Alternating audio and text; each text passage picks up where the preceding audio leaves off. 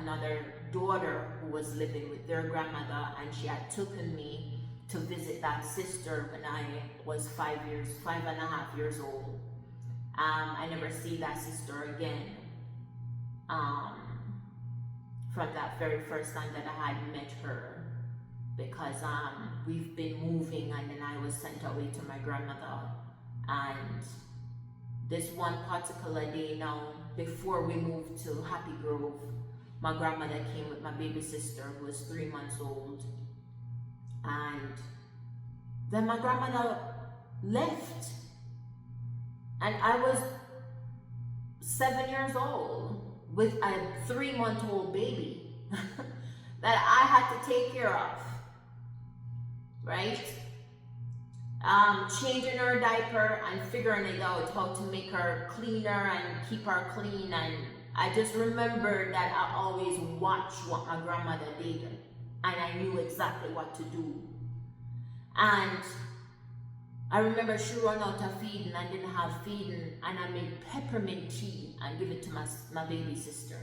She was crying and crying and crying, and I'm like, I don't have any more food for you. I was thinking she's hungry, and then I was thinking, okay, maybe I should check her diaper, and I was like, no, but she's still crying. So I was like, she's hungry, but I don't have any food. So I made peppermint tea and put in the bottle, and I did the same thing.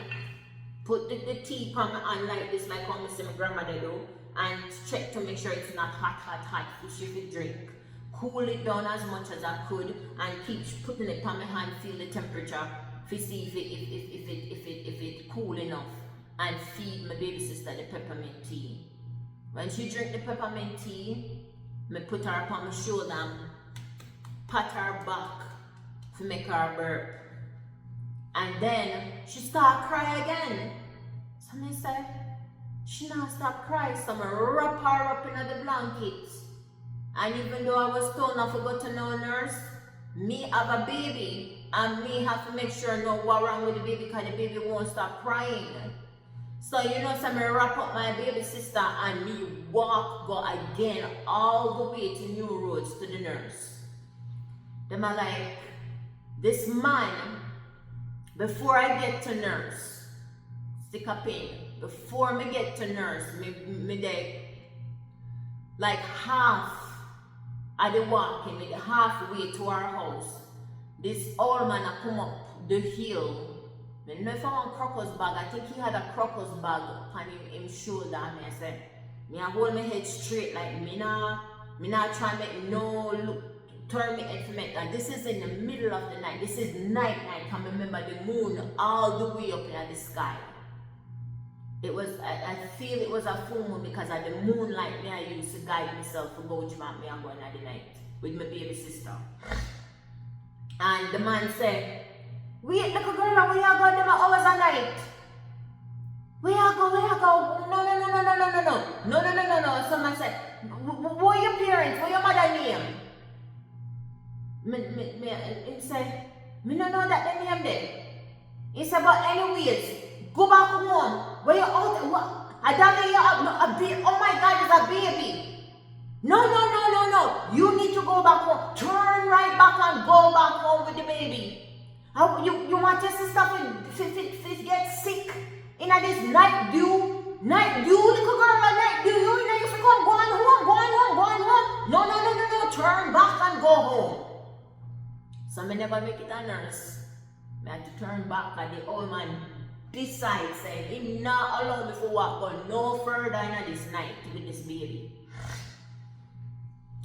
My sister did quiet on the road. She never cried. Look like she didn't know, so she'll get walk out the door. Maybe she just didn't want to walk. Me never knew. Because when we went back home with her, she was fast asleep. And me just going on the bed, go curl up and hung up her and go to sleep with her.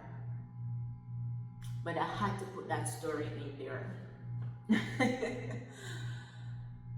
Yeah. Very interesting times, I'm telling you. I never forget it. Never forget my lifestyle.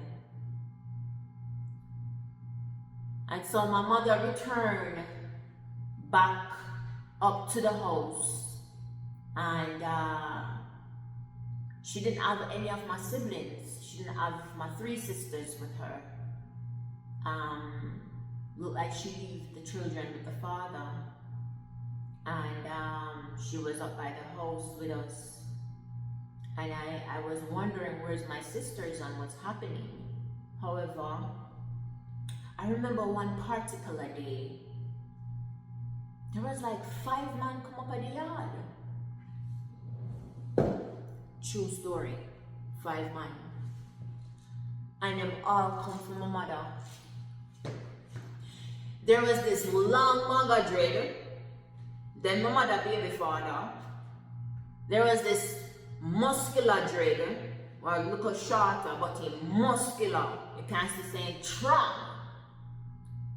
And then there's the light skinned Rastaman who drove the green car.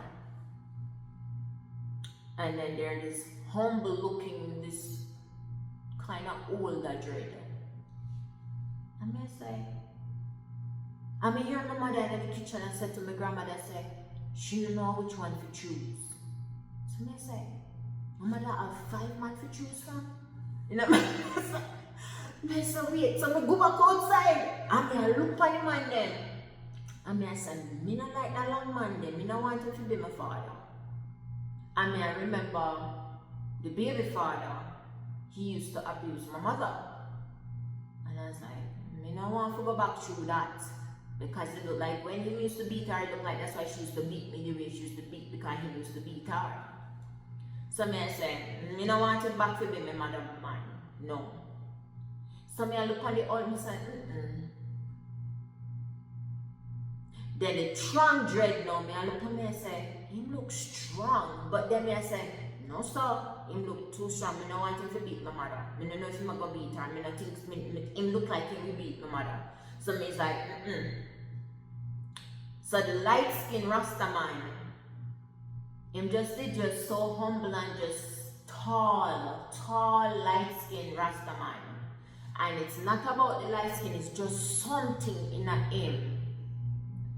It's like me I read the man, it's like them me go outside and read up them man. Like me feel like me I read that woman. Me must live like the bush too long. Yo, because I feel like I can't read all of them people and I say, nope. And I tune into the Rastaman now, the light skinned Rastaman who drive the green car. And I look at him and I say, I want him to be my stepfather. Well, I never just said stepfather at the time. I said, I want him to be my father. Him look like him is a nice man. So I go over to him and I say, hi, my name is Kedisha. What is your name? And he said, my name is Ian, but they call me Jeep. So I was like, okay, all right then. And I was like, he's nice. He talks to me and he smiles. And I was like, I think he would be I said, he is the one my mom should take. And so I run back in the kitchen and I said, mommy, I know who you should take for your husband. And she's like, who? Which one? I said, the one who drives the green car. He's their husband. Him are the one you're married to. And she was like, okay. And then my grandmother come out and said, oh, no, come off of my veranda. Look, left me yard. Come off of my veranda. Come off of my veranda. And come out of my yard. And then I said, wait, no, we come here for OP. No, come off. She don't want to sit down. The man in the green car was looking and she's like, not you. And she said, a matter of fact, come here, son. Come here, let me say something to you. Come here. And son come in at the kitchen and my mother and stay.